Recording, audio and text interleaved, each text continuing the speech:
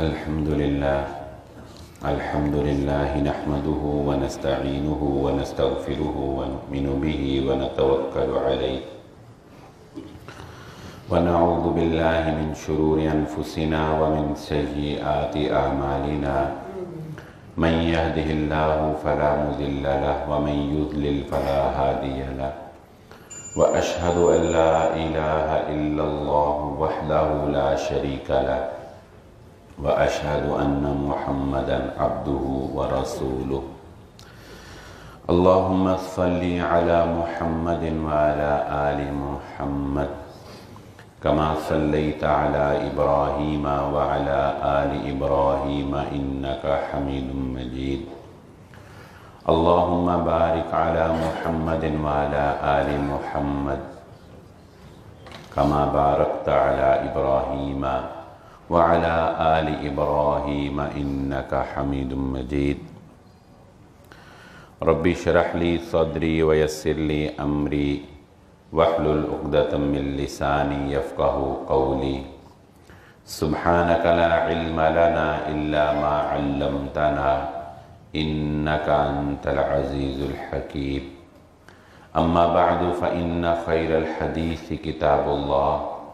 وخير الهدي هدي محمد صلى الله عليه وسلم وشر الأمور محدثاتها وكل محدثة بدعة وكل بدعة ضلالة وكل ضلالة في النار فأعوذ بالله من الشيطان الرجيم بسم الله الرحمن الرحيم قال الله تعالى في القرآن المجيد لقد كان لكم في رسول الله أسوة حسنة قابل صد احترام حاضرین مجلس، محترم مکرم سامعین اکرام، ہر قسم کی تعریفات اس خالق مالک ارض و سماوات کے لیے اور لاکھوں کروڑوں درود و سلام آپ محمد مصطفیٰ صلی اللہ علیہ وآلہ وسلم کی ذات اقدس پر۔ جیسا کہ ہم سب بخوبی جانتے ہیں کہ 12 ربیع الاول جس کو رسول اللہ صلی اللہ علیہ وآلہ وسلم کی پیدائش کا دن قرار دیا جاتا ہے، اگرچہ محققین اس بات کی وضاحت کرتے ہیں کہ زیادہ بہتر بات یہ ہے کہ 12 ربیع الاول نبی صلی اللہ علیہ وآلہ وسلم کی وفات کا دن ہے اور 9 ربیع الاول آپ کی پیدائش کا دن ہے، لیکن بہرحال اس جھگڑے سے کوئی اتنا فرق نہیں پڑتا کہ ہم آپ کی پیدائش کا دن 9 مان لیں یا 12 مان لیں۔ 12 مان لیں تب بھی ٹھیک ہے، 9 مان لیں تب بھی ٹھیک ہے۔ 12 چونکہ معروف ہو چکا ہے اور مشہور ہو چکا ہے تو چلو ٹھیک ہے، ہم کہتے ہیں کہ 12 ربیع الاول ہی نبی صلی اللہ علیہ وسلم کی پیدائش کا دن جو ہے وہ مان لیا جائے، یہ کوئی اتنے جھگڑے والی بات نہیں ہے۔ لیکن چونکہ ربیع الاول کے مہینے کی نسبت آپ کی ولادت سے ہے، آپ کی وفات سے ہے، تو اس نسبت سے دل یہ چاہتا ہے ہر مسلمان کا، چاہے وہ کسی بھی مکتبہ فکر سے تعلق رکھنے والا ہو، دل یہ چاہتا ہے کہ وہ نبی صلی اللہ علیہ وآلہ وسلم کی سیرت کے واقعات سنیں، نبی صلی اللہ علیہ وآلہ وسلم سے محبت کے جذبے کو دہرائے۔ مسند احمد کی ایک حدیث ہے، اللہ کے نبی صلی اللہ علیہ وآلہ وسلم نے ارشاد فرمایا، کائنات کی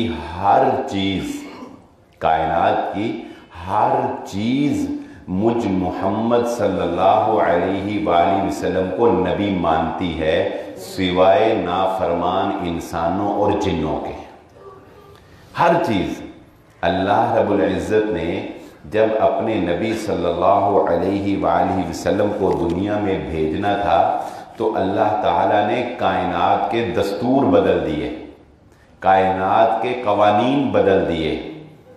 ہرقل نے بیت المقدس میں بیٹھ کر ستاروں کو دیکھا اور وہاں سے ستاروں کی تبدیلی اور رد و بدل کو دیکھ کر صبح بیدار ہوا اور اس نے اپنے فوجیوں کو بلایا اور اس نے کہا کہ سروے کرو، دنیا کے اوپر سروے کرو، اپنی ٹیمیں بھیجو، پتہ کرو کہ کائنات میں کون سی ایسی تبدیلی آئی ہے جس کے اثرات میں نے آسمانوں پر دیکھے ہیں، پتہ کرو کہ کہیں وہ آخری نبی محمد الرسول اللہ صلی اللہ علیہ وسلم کا ظہور تو نہیں ہو گیا۔ وادی نخلہ میں نبی صلی اللہ علیہ وآلہ وسلم کو جنات کی جماعت کیسے ملی تھی کہ جنات نے دیکھا کہ آسمان کے اوپر ہمارا داخلہ بند کر دیا گیا ہے، اتنی بڑی تبدیلی رونما کر دی گئی ہے، پہرے بٹھا دیے گئے ہیں، فرشتوں کو تعینات کر دیا گیا ہے، چلو گھومو پھرو اور دیکھو کہ دنیا کے اندر کون آیا ہے کہ کائنات میں تبدیلی پیدا کر دی گئی ہے۔ تو پھر اس وفد نے آسمان سے فضا سے گزرتے ہوئے فجر کی نماز میں جب محمد الرسول اللہ صلی اللہ علیہ وآلہ وسلم کا قرآن سنا تو بے اختیار نیچے اتر آئے اور سمجھ گئے کہ یہ ہے وہ کلام جس کی وجہ سے کائنات میں اللہ رب العزت نے تبدیلی پیدا کر دی ہے۔ یہ محمد الرسول اللہ صلی اللہ علیہ وآلہ وسلم کا ترہ امتیاز تھا، یہ آپ کی وہ امتیازی حیثیت تھی جو آپ سے پہلے عطا نہیں کی گئی، مگر محمد الرسول اللہ صلی اللہ علیہ وآلہ وسلم کو یہ خاص الخاص مقام عطا کیا گیا۔ اللہ کے نبی صلی اللہ علیہ وآلہ وسلم نے خود بھی اپنے خواص بیان کرتے ہوئے یہ بات ارشاد فرمائی ہے کہ بہت سی ایسی چیزیں ہیں جن میں نبی صلی اللہ علیہ وآلہ وسلم کو امتیازی مقام دیا گیا ہے۔ آپ صلی اللہ علیہ وآلہ وسلم کو رحمت للعالمین بنا کر بھیجا، تمام جہان والوں کے لیے رحمت بنا کر بھیجا۔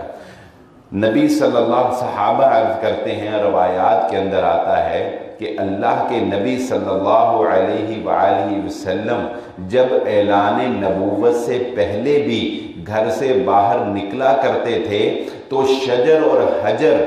یہ درخت اور پتھر بھی نبی صلی اللہ علیہ وآلہ وسلم کو سلام کیا کرتے تھے۔ وہ مشہور واقعات ہیں، میں ان کی تفصیل میں نہیں جاتا، معجزات میں نے وہ بیان کر دیے تھے کہ نبی صلی اللہ علیہ وآلہ وسلم سے جانوروں نے بھی آ کر شکایت کی ہے کہ ہمارے مالک ہم پہ ظلم کرتے ہیں، آپ اس کا مداوع کر دیجیے۔ اونٹ نے آ کر نبی صلی اللہ علیہ وآلہ وسلم سے اپنی شکایت بیان کی ہے کہ ہمارا مالک جو ہے وہ ہم سے کام زیادہ لیتا ہے اور چارہ جو ہے وہ کم ڈالتا ہے۔ نبی صلی اللہ علیہ وآلہ وسلم کی نبوت کافۃ للناس، جیسا کہ میں نے ابھی مسند احمد کی حدیث بھی بیان کی کہ قیامت تک کے لیے، آپ سے پہلے جو انبیاء آتے تھے محدود وقت کے لیے اور محدود لوگوں کے لیے، آپ کی نبوت قیامت تک کے تمام جن و انس کے لیے نبی صلی اللہ علیہ وآلہ وسلم کو نبی بنا کر بھیجا گیا ہے۔ نبی صلی اللہ علیہ وآلہ وسلم نے کچھ ایسے امتیازی مقام بھی بیان فرمائے ہیں کہ جن کو سن کر ہم جیسے گناہگار لوگوں کا بھی دل باغ باغ ہو جاتا ہے کہ نبی صلی اللہ علیہ وآلہ وسلم نے ارشاد فرمایا، اللہ تعالیٰ نے ہر نبی کو ایک دعا تحفے میں عطا کی، ایک دعا تحفے میں عطا کی۔ کیا مطلب؟ کہ اللہ تعالیٰ نے ہر نبی کو کہا کہ تمہاری پوری زندگی میں ایک موقع تمہارے پاس ایسا ہے کہ جب تم یہ کہو گے کہ یا اللہ میری یہ بات ہر صورت مانی جانی چاہیے، میری یہ دعا ہر صورت قبول ہونی چاہیے، تو اللہ تعالیٰ فرماتے ہیں کہ ہم تمہاری وہ ایک دعا جیسے تم مانگو گے ہم ویسے قبول کر لیں۔ ہر نبی کو اللہ تعالیٰ نے یہ ایک خاص مقام عطا کیا کہ ہر نبی کے لیے ایک دعا اس کی پوری زندگی میں خاص کر دی۔ اللہ کے نبی صلی اللہ علیہ وآلہ وسلم نے ارشاد فرمایا، ہر نبی نے اپنی وہ دعا اپنی زندگی میں مانگ لی. کسی کو کوئی موقع مناسب لگا، کسی کو کوئی موقع مناسب لگا. ہر نبی نے اپنی زندگی میں وہ ایسی دعا جو لازماً قبول ہونی تھی وہ مانگ لی. آپ نے فرمایا میں نے اپنی اس دعا کو قیامت والے دن کے لیے محفوظ کر لیا ہے. اب قیامت والے دن کے لیے محفوظ تو کر لیا، لیکن یہ بھی بتا دیا کہ کس کے لیے محفوظ کیا. وہ دن جب باپ بیٹے کو نہیں پہچانے گا، ماں بچے کو نہیں پہچانے گی، بھائی بھائی سے دور بھاگے گا، دوست دوست کا انکاری ہو جائے گا، حتیٰ کہ انبیاء بھی کہیں گے ربی نفسی اللہم سلم، اے اللہ آج تو اپنی فکر کرتا ہوں، آج تو میری جان بچنی چاہیے. اللہ کے نبی صلی اللہ علیہ وآلہ وسلم فرماتے ہیں میں نے اپنی اس دعا کو قیامت والے دن کے لیے اپنی امت کے لیے محفوظ کر لیا ہے. یعنی امت کی بخشش کے لیے وہ دعا جو لازماً قبول ہونی ہے، نبی صلی اللہ علیہ وآلہ وسلم نے اس کو محفوظ کر رکھا ہے. یہ وہ خاص امت کے لیے احسان ہے جو دیگر انبیاء سے ممتاز ہو کر نبی صلی اللہ علیہ وآلہ وسلم نے ہمارے اوپر کیا.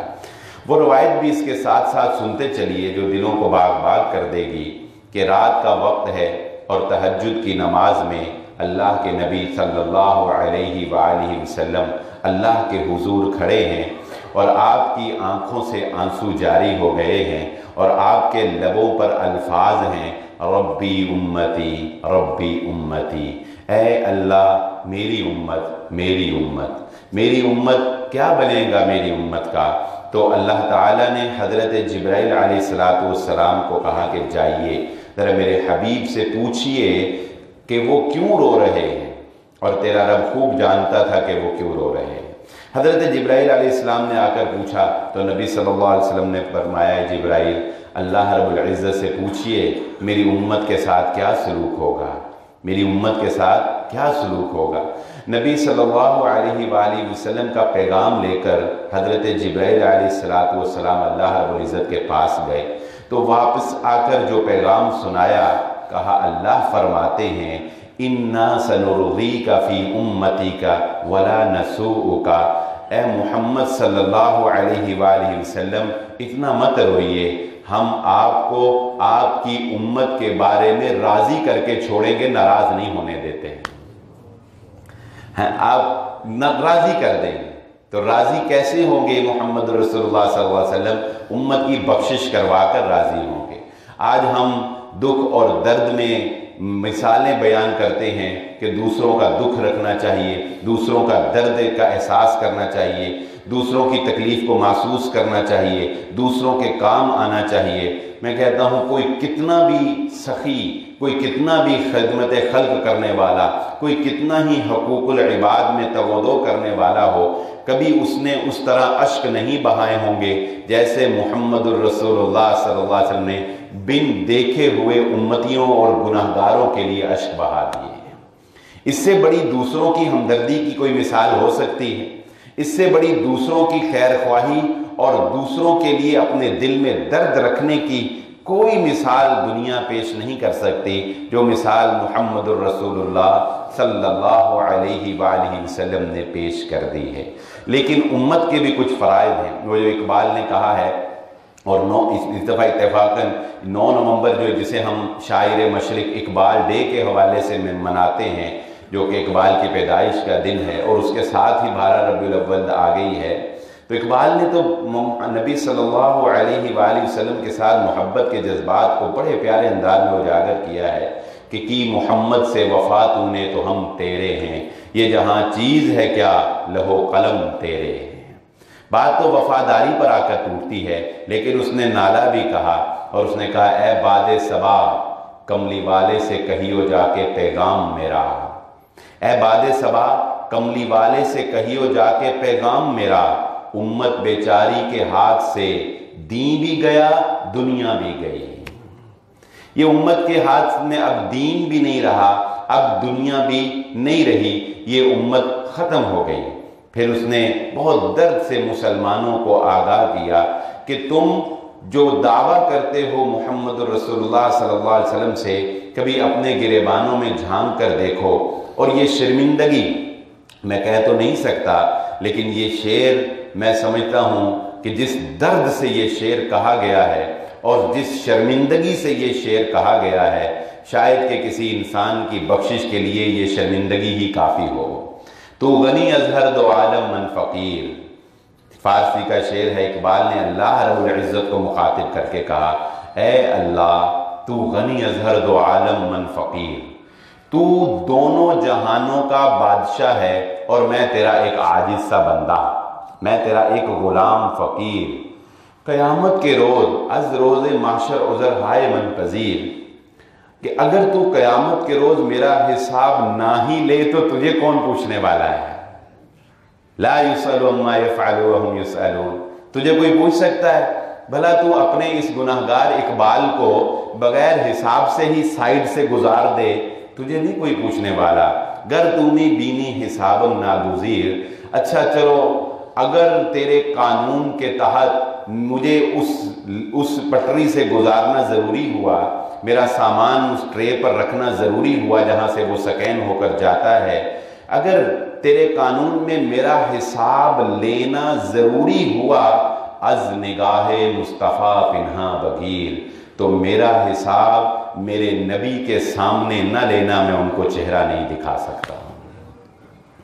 میں محمد الرسول، میں نے کچھ کر کے ہی نہیں دکھایا اپنے نبی کے لیے، میرے دامن میں کوئی وفا ہے ہی نہیں ہے، میرے پاس اپنے نبی صلی اللہ علیہ وآلہ وسلم کی محبت میں پیش کرنے کے لیے کچھ ہے ہی نہیں ہے۔ میں کیسے اپنے نبی کے سامنے تجھے حساب دے سکوں گا کہ میں نے زندگی تو من چاہی گزاری ہے، اور میں امتی کی حیثیت سے، محمد رسول اللہ صلی اللہ علیہ وسلم کی امتی کی حیثیت سے آج یہاں پر جنت میں سب سے پہلے جانا چاہتا ہوں، جو کہ محمد الرسول اللہ صلی اللہ علیہ وآلہ وسلم نے فرمایا۔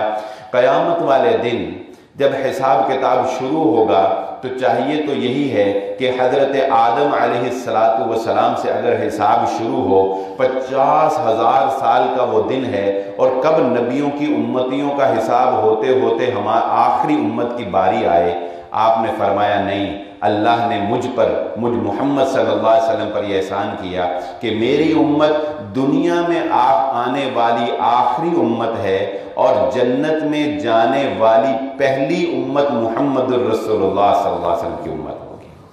قیامت والے دن اللہ تعالیٰ صف آرائی کر دے گا، ادھر ہو جاؤ، دائیں طرف ہو جاؤ جنت والو، اور بائیں طرف ہو جاؤ جہنم والو۔ جنتیوں کی ایک صف بنے گی، 1 2 3، کتنی لمبی ہوگی اس کا تو اندازہ نہیں، لیکن اس کی تعداد نبی صلی اللہ علیہ وآلہ وسلم نے بیان فرمائی کہ 120 صفیں جنت میں جانے والوں کی جب صف آرائی کی جائے گی تو جنتیوں کی 120 صفیں بنیں گی۔ اللہ کے نبی صلی اللہ علیہ وآلہ وسلم نے فرمایا 120 میں سے 80 صفیں میں محمد الرسول اللہ صلی اللہ علیہ وسلم کی امت کے حصے میں آئیں گی، 80 صفیں۔ لیکن کمال یہ ہے کہ ہم اپنے آپ کو محمد الرسول اللہ صلی اللہ علیہ وآلہ وسلم کا امتی ثابت کرنے میں کامیاب ہو جائیں۔ یہ حب نبی جب دل میں آتی ہے تو جانتے ہیں یہ کتنی طاقت رکھتی ہے۔ نبی صلی اللہ علیہ وآلہ وسلم کی محبت میں اللہ رب العزت نے ایک ایسی قوت رکھی ہے کہ حضرت زید بن حارثہ رضی اللہ تعالیٰ عنہ کا واقعہ آپ کے گوش گزار کرتا ہوں۔ یہ ایک غلام ہیں، نبی صلی اللہ علیہ وآلہ وسلم کے غلام۔ حضرت خدیجہ رضی اللہ تعالیٰ عنہ کی جب شادی نبی صلی اللہ علیہ وسلم سے ہوئی تو انہوں نے بطور تحفہ حضرت زید کو نبی صلی اللہ علیہ وآلہ وسلم کی غلامی میں پیش کیا تھا۔ غلام ملازم نہیں ہوتا، ملازمت اگر کوئی انسان کسی کو یہ کہے کہ تم ملازمت چھوڑ دو میں تمہیں اپنا کام کر کے دیتا ہوں، تو میرا خیال ہے کہ اکثریت جو ہے وہ 2 منٹ بھی نہ لگائے سوچنے میں اور چھوڑ دے۔ لیکن غلام اس کی اپنی کوئی مرضی نہیں ہوتی، وہ شب و روز مالک کی مرضی سے چلتا ہے۔ اس کا کھانا بھی وہ جو مالک نے دے دیا، اس کا پینا بھی وہ جو مالک نے دے دیا، اس کا سونا بھی وہ جو مالک نے اجازت دے دی، اس کا آنا جانا ہر چیز مالک کی مرضی سے۔ حضرت زید بن حارثہ رضی اللہ تعالیٰ عنہ کے چچا جان ایک دفعہ مکہ میں تشریف لائے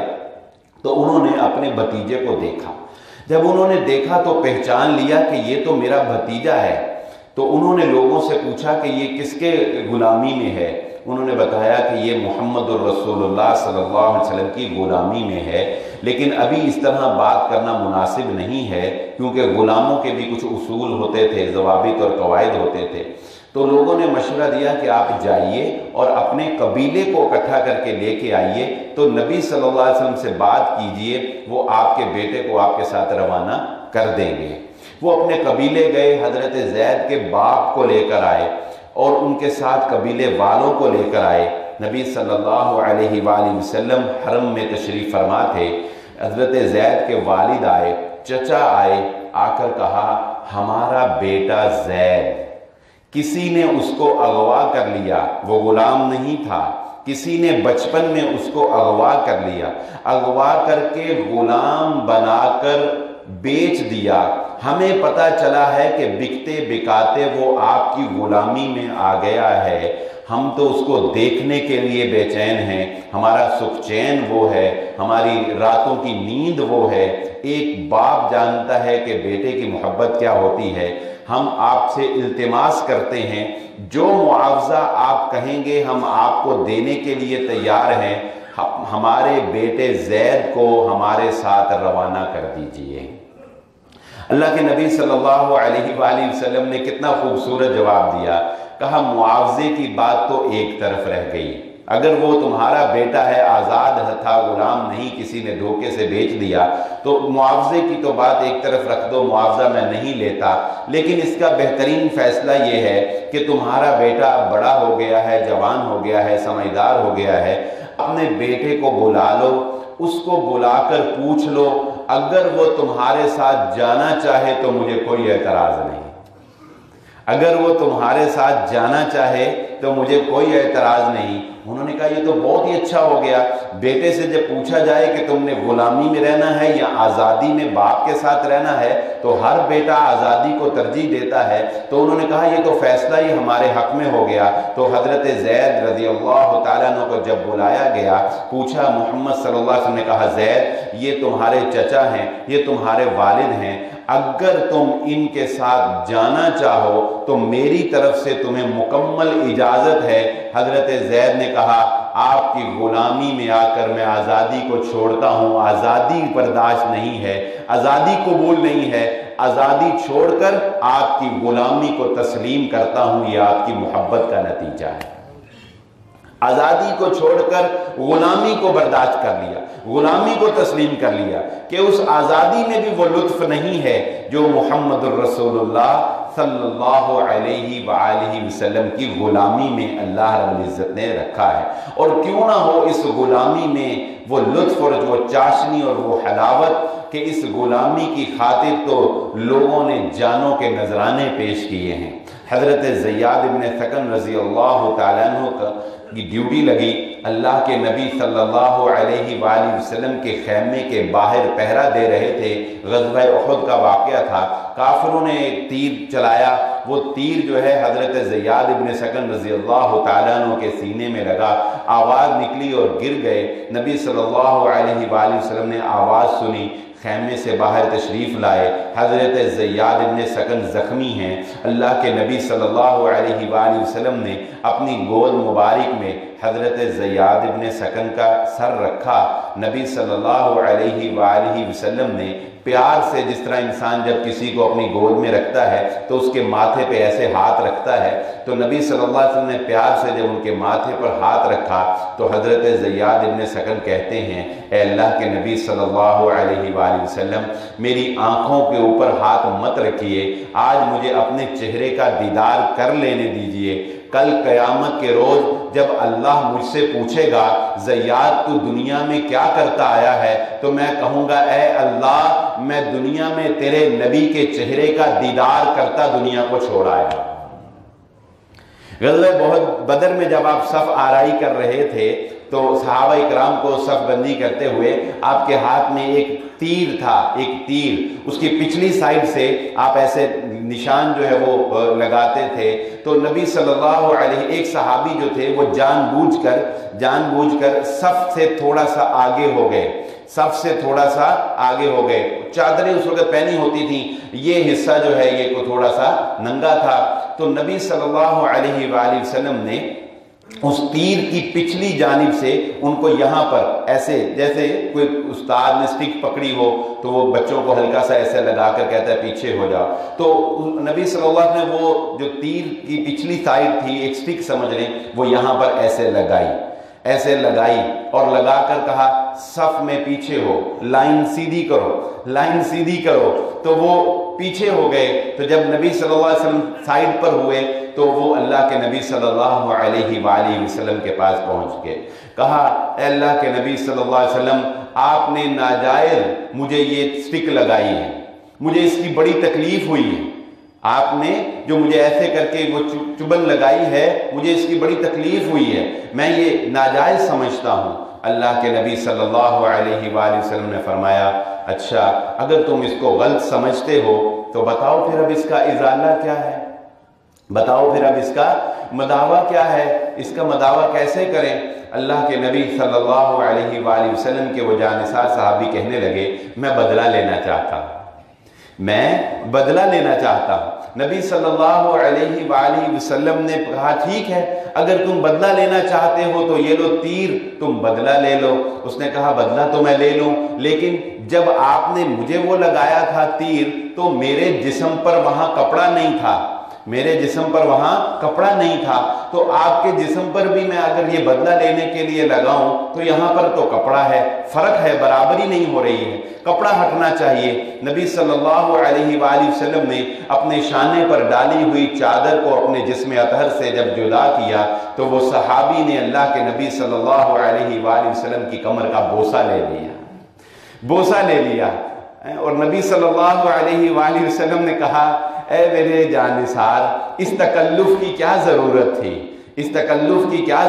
تھی. نبی صلی اللہ علیہ وآلہ وسلم کے اس صحابی نے کہا اے اللہ کے نبی صلی اللہ علیہ وسلم، بوسہ تو آپ کے جسم کا میں نے اس لیے لیا ہے کہ میدان سجنے والا ہے، شہادتوں کے فیصلے ہونے والے ہیں. کل قیامت کے روز،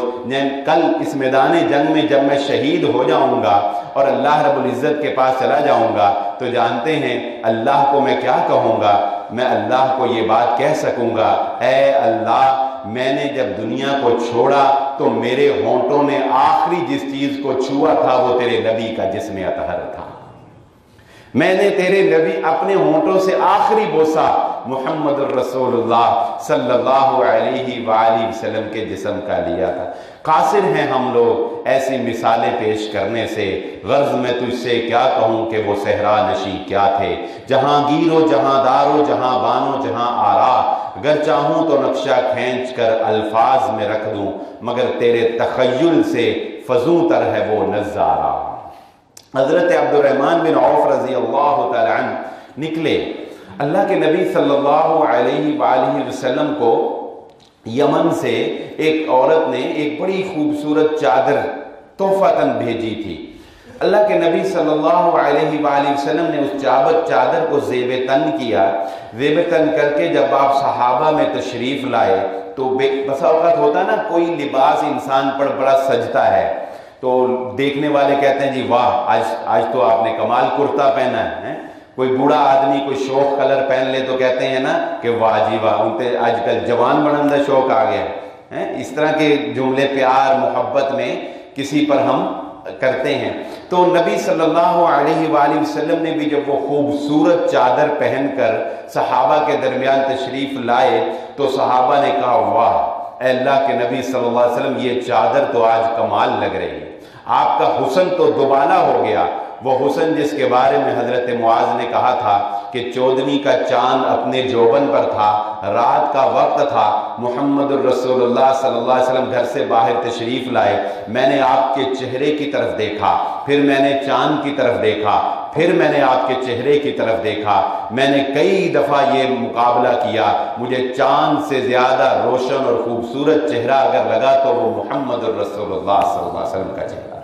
اللہ تعالیٰ نے آپ کو وہ حسن عطا کیا تھا۔ تو نبی صلی اللہ علیہ وآلہ وسلم پر چادر اتنی جچی کہ صحابہ بے اختیار کہنے لگے کہ واہ کیا خوبصورت لباس ہے۔ حضرت عبد الرحمن بن عوف رضی اللہ تعالیٰ عنہ اسی وقت کہتے ہیں اے اللہ کے نبی صلی اللہ علیہ وآلہ وسلم یہ چادر مجھے تحفہ دے دیجیے۔ کتنا عجیب لگتا ہے، آپ بتائیں کتنا عجیب لگتا ہے نا عجیب۔ ایک آدمی نے، میں نے ٹوپی پہنی ہو اور آپ سارے کہیں کہ جی آج آپ کو یہ ٹوپی بڑی سج رہی ہے، اور جب میں جانے لگوں تو کوئی کہہ دے کہ بلال صاحب آج ٹوپی منو دے دو، تو مجھے تو غصہ ہی آ جائے گا اس پہ، ہیں کہ کیسا بندہ ہے کہ مجھے سج رہی ہے اور تو مانگی نہیں ہے میرے کو، بجائے منو دین دے مجھے کو مانگ لی ہے۔ تو یہ تو حضرت عبد الرحمن بن عوف رضی اللہ تعالیٰ نے مانگی نہیں چادر، کہا اللہ کے نبی صلی اللہ علیہ وسلم مجھے ہی دے دے چادر، تو کتنا عجیب لگا۔ تو نبی صلی اللہ علیہ وآلہ وسلم کی سخاوت دیکھیں، آپ نے دوسرا جملہ ہی نہیں کہا۔ لوگ اخلاق میں مثالیں پیش کرتے ہیں، نہیں پیش کر سکتا کوئی ایسی مثالیں، آپ نے دوسرا جملہ ہی نہیں کہا، اپنی چادر کو اتارا اور حضرت عبد الرحمن بن عوف رضی اللہ تعالیٰ عنہ کو تھما دی۔ خیر معاملہ ختم ہو گیا، مجلس برخاست ہو گئی۔ صحابہ نے ظاہر ہے اس بات کو اچھا محسوس نہیں کیا، تو جب نبی صلی اللہ علیہ وسلم چلے گئے نا تو صحابہ نے حضرت عبد الرحمن بن عوف رضی اللہ تعالیٰ عنہ پر اعتراض جڑ دیا، جو کہ بنتا بھی تھا کہ عبد الرحمن تو نے خیال ہی نہیں کیا، بھلا تجھے کیا ضرورت تھی ایک چادر مانگنے کی، بھلا چادر کا تو جو ہے وہ ضرورت تھی تجھے، اتنا ہی تو حریص ہو گیا تھا، چادر مانگ لی تو نے نبی صلی اللہ علیہ وسلم سے، اور چادریں نہیں مل جاتی؟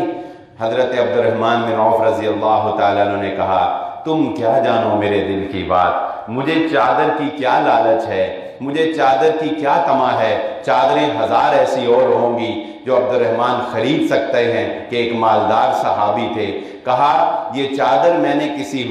طمع، حرص اور لالچ میں نہیں مانگی، یہ چادر تو میں نے محمد الرسول اللہ صلی اللہ علیہ وآلہ وسلم سے اس لیے مانگی ہے کہ اس چادر نے آپ کے جسم اطہر کو چھوا ہے، اور میں اپنے مرنے پر یہ وصیت کرنا چاہتا ہوں کہ عبد الرحمن کو اگر کفن دیا جائے تو اس چادر کے اندر دیا جائے گا۔ اور پھر حضرت عبد الرحمن کو اسی چادر کے اندر کفن دیا بھی گیا۔ یہ جذبہ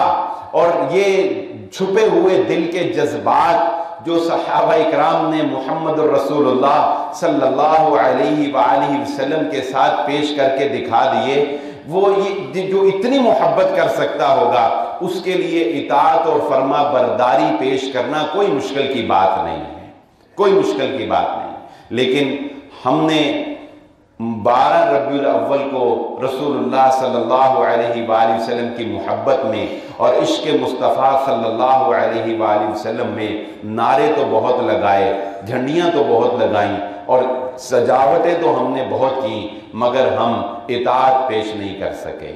ہم محبت میں نبی صلی اللہ علیہ وآلہ وسلم کی فرما برداری کی کوئی مثال پیش نہیں کر سکے۔ ہم نے یہ تو بہت پیش کر دیا کہ دن بدن پہلے عید میلاد النبی تھا، پھر جشن عید میلاد النبی تھا، پہلے صرف جھنڈے لگائے جاتے تھے، پھر ہم نے موم بتیاں لگانی شروع کر دیں، پھر ہم نے کمکمے سجانے شروع کر دیے، پھر ہم نے گلیاں سجانی شروع کر دیں، اور پھر ہم نے اب کیک کاٹنے شروع کر دیے، اور اس سے آگے آگے دیکھیے کیا ہوتا ہے کہ بدعت جو ہے وہ رکتی نہیں ہے، وہ ہر سال اپنا پیمانہ بڑھاتی چلی جاتی ہے اور بدلتی چلی جاتی ہے۔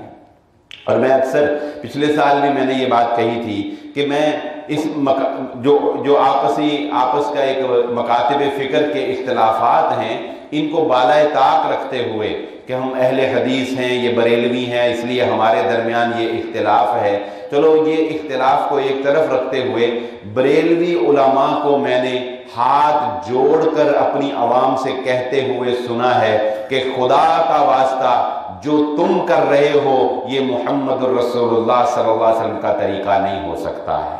یہ صحابہ کا طریقہ نہیں ہو سکتا ہے۔ میرے نبی صلی اللہ علیہ وآلہ وسلم نے عورت کو با حیا بنایا، با کردار بنایا، گھر کی 4 دیواری کے اندر بسایا، یہ تم کیا کر رہے ہو کہ عید میلاد النبی کے جھنڈے ہاتھ میں تھامے ہیں اور گلیاں سجی ہوئی ہیں اور عورتیں بے پردہ چل رہی ہیں اور لڑکے بے پردہ چل رہے ہیں اور موبائل پر ڈیٹ مارنے کی سیٹنگ ہوئی ہے کہ فلاں اس رات کو فلاں جگہ پر ہم تمہیں ملیں گے، اور اس رات میں اتنی بےہودگی، اتنی بے حیائی، اور وہ بےہودگی جس کو کبھی بھی ہمارے دین نے پسند نہیں کیا، اس کو ہم نے نبی صلی اللہ علیہ وآلہ وسلم کی پیدائش سے جوڑ دیا۔ کبھی اپنے گریبانوں میں جھانک کر تو دیکھو، کیا یہ محمد الرسول اللہ صلی اللہ علیہ وآلہ وسلم کی محبت ہے؟ یہ صرف انٹرٹینمنٹ ہے۔ شیطان بڑا سمجھدار ہے، بڑا سیانہ ہے۔ جب وہ دین میں انٹرٹینمنٹ پیدا کر دیتا ہے نا، جب وہ دین میں لطف پیدا کر دیتا ہے، پھر انسان توبہ بھی جلدی نہیں کر پاتا،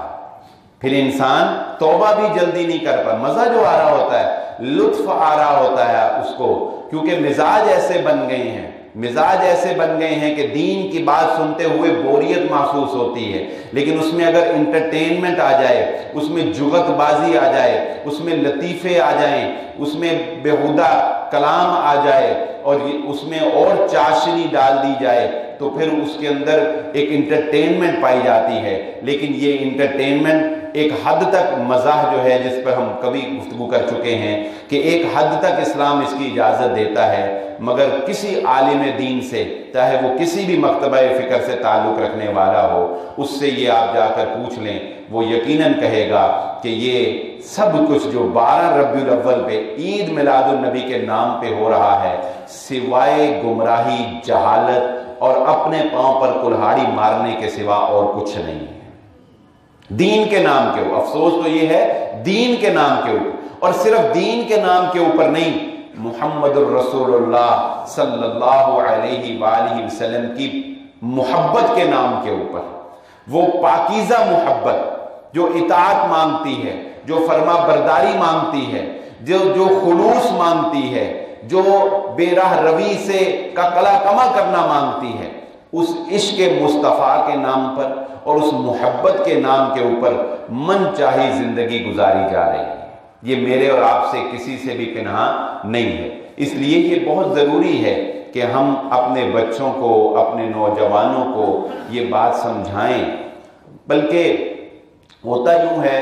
میں بھی اسی معاشرے کا حصہ ہوں، آپ بھی اسی معاشرے کا حصہ ہیں، ہوتا تو یوں ہے کہ ہم لوگ بھی 12 ربیع الاول کو بچوں کو گاڑی میں بٹھاتے ہیں، کہتے ہیں چلو بیٹا تمہیں لائٹیں دکھا کے لاتا ہوں۔ بتائیں کرتے ہیں کہ نہیں کرتے؟ ہم بھی اس جلوس کا حصہ بنتے ہیں۔ وہ جلوس جس کے آگے نبی صلی اللہ علیہ وسلم کا روزہ بنایا ہوتا ہے، ٹرک کے اوپر جو ہے وہ، اب تو نعتیں بھی ایسی آ گئی ہیں کہ جن کے اوپر موسیقی، ناچ گانا تک، یعنی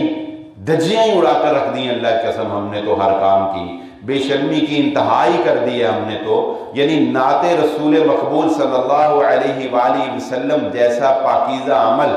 نبی صلی اللہ علیہ وسلم کی تعریف جو اللہ رب العزت نے قرآن میں بیان کی ہے، اس پر اب ہم ناچ گانا کر رہے ہیں، اس پر ہم موسیقی کر رہے ہیں۔ اور کل میں ایک جگہ سے گزر رہا، عورتوں کی سڑک کے اوپر عورتوں کی محفل ہو رہی ہے، اور اس میں خواتین جو ہیں وہ اونچی آواز سے نعت پڑھ رہی ہیں، سارے ارد گرد دیکھ رہے ہیں، نہ کوئی خاص پردے کا اہتمام ہے، نہ کچھ ہے۔ ٹی وی کے اوپر کا آپ نہیں دیکھتے، بے پردہ خواتین، ہماری بے پردہ خواتین ٹی وی کے اوپر بیٹھی ہوئی ہیں، وہ ماڈلز جو گانوں کے اوپر ڈانس کرنے والی ہیں وہ بیٹھی ہوئی ہیں، اور بات کیا کر رہی ہیں؟ محمد الرسول اللہ صلی اللہ علیہ وسلم سے محبت کی بات کر رہی ہیں۔ وہ جن کی بیٹی کا ایک بال بھی شاید فلک نے نہ دیکھا ہو، شاید کہ سورج کی کرنوں نے بھی ان کا ایک بال نہ دیکھا ہو، وہ جن کے ایک بال پر بھی کبھی کسی غیر محرم کی نظر نہ پڑی ہو، وہ بات کر رہی ہیں کہ محمد الرسول اللہ صلی اللہ علیہ وآلہ وسلم سے محبت اور 12 ربیع الاول کا ہمارا معاملہ کیسا ہونا چاہیے۔ اور مثال دیتے ہیں کہ نبی صلی اللہ علیہ وآلہ وسلم نے سوموار کے دن روزہ رکھا، نبی صلی اللہ علیہ وآلہ وسلم نے سوموار کے دن روزہ رکھا، اور اس لیے رکھا کہ اللہ کے نبی صلی اللہ علیہ وآلہ وسلم سوموار کے دن پیدا ہوئے۔ آپ صلی اللہ علیہ وسلم کی پیدائش سوموار کے دن ہوئی، یہ حدیث میں آتا ہے۔ تو آپ صلی اللہ علیہ وآلہ وسلم اس لیے سوموار کا روزہ رکھتے تھے، تو کسی نے منع نہیں کیا کہ آپ سوموار والے دن روزہ رکھیں۔ بتائیں کوئی منع کرتا ہے؟ رکھیں، ہر سوموار کو رکھیں۔ نبی صلی اللہ علیہ وآلہ وسلم نے ہر سوموار والے دن روزہ رکھا، صرف ایک سوموار نہیں کہ ایک سوموار کو آپ روزہ رکھ لیں اور کہیں کہ میں نے نبی صلی اللہ علیہ وسلم کا میلاد منا لیا، نہیں، ہر سوموار کو روزہ رکھیں۔ لگ پتہ جائے گا جب مئی جون کے سوموار کے روزے رکھنے پڑیں گے۔ یہ اس طرح نہیں ہم عمل کر سکتے، لیکن ایک بس بات بنا لی کہ آپ نے چونکہ روزہ رکھا، ہاں چونکہ آپ نے روزہ رکھا لہذا اب آپ نے میلاد منا لیا روزہ رکھ کے، لہذا اب ہم جو کچھ مرضی کریں، آپ نے اپنے طریقے سے منایا، اب ہم اپنے طریقے سے منا لیں۔ دل کو دھوکہ دینے والی بات ہے۔ بات سے اپنے طور پر کوشش کریں کہ لوگوں کو بتائیں کہ محبت رسول صلی اللہ علیہ وآلہ وسلم کیا ہے، اور صحابہ کرام نے نبی صلی اللہ علیہ وآلہ وسلم کے ساتھ محبت کیسے کر کے دکھائی ہے۔ اگر محبت اس چیز کا نام ہوتا کہ مسجدوں کو کمکموں سے سجانا، گاڑیوں کو لائٹوں سے سجانا، بازاروں کے اوپر لاکھوں روپیہ لگا دینا، اور اس کے بعد ایم این اے یا ایم پی اے صاحب کو بلا کے سٹیج پہ انعام حاصل کرنا کہ اس نے سب سے اعلیٰ درجے کی اپنی گلی سجائی تھی، اگر اس کا نام دین ہوتا اور اگر اس کا نام محبت رسول ہوتا صلی اللہ علیہ وسلم، تو میں کہتا ہوں اللہ تعالیٰ آسمان سے فرشتوں کو بھیج کر مدینہ کو سجا دیتا ہے۔ جس نے اپنے نبی کی آمد پر سدرۃ المنتہا کو سجایا تھا نا، سدرۃ المنتہا کو نبی صلی اللہ علیہ وآلہ وسلم کو جب اللہ نے آسمانوں پر بلایا، سدرۃ المنتہا کو سجایا۔ اگر ہم انسانوں کے لیے یہ دین ہوتا تو اللہ مدینے کو فرشتوں سے سجوا دیتا، لیکن یہ دین نہیں ہے، یہ ہماری من چاہی